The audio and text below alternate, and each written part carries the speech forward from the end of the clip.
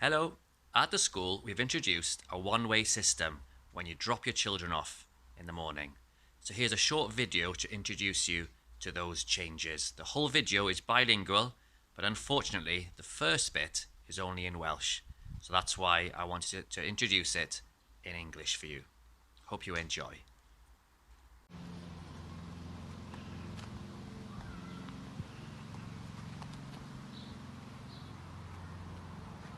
Helo a chroeso nôl. Ni'n gyffroes iawn i'ch groesawu chi nôl i Ysgol Gymraeg Bro Ogwr. Mae wedi bod yn amser hir iawn ers i ni gau. A dyma fideo bach i helpu chi weld y newidiadau i gyd ni wedi wneud yn yr ysgol mwyn ceisio sicrhau bydd yr ysgol yn le diogel i chi yr wythnos nesaf. Dewch ar daith.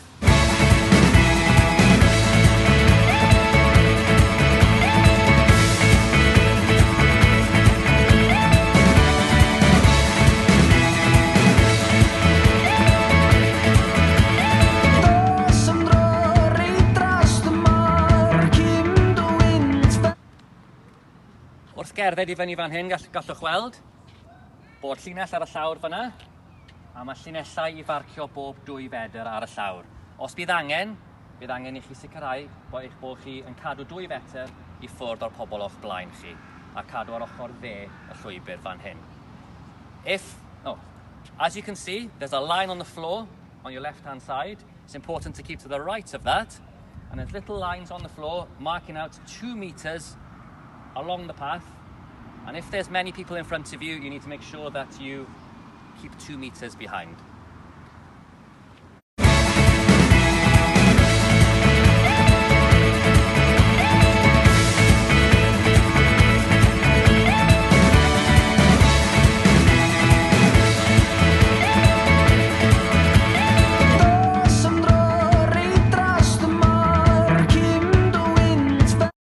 Gyrraedd y brif mynedfa, mi fydd ein staff yn cyfarch eich plant a mynd â nhw mewn i'r ysgol.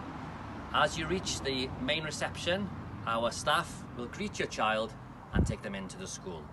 Mi fyddwch chi wedyn yn mynd nôl allan ffordd yma. You will then exit the school premises this way.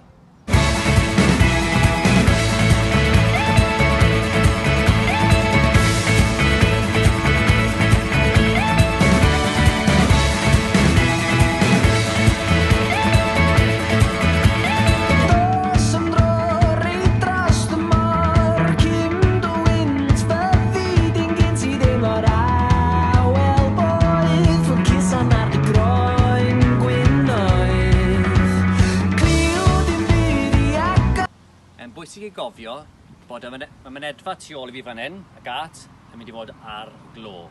Felly bydd rhaid i chi ddilyn y system unffordd i newydd ddangos i chi.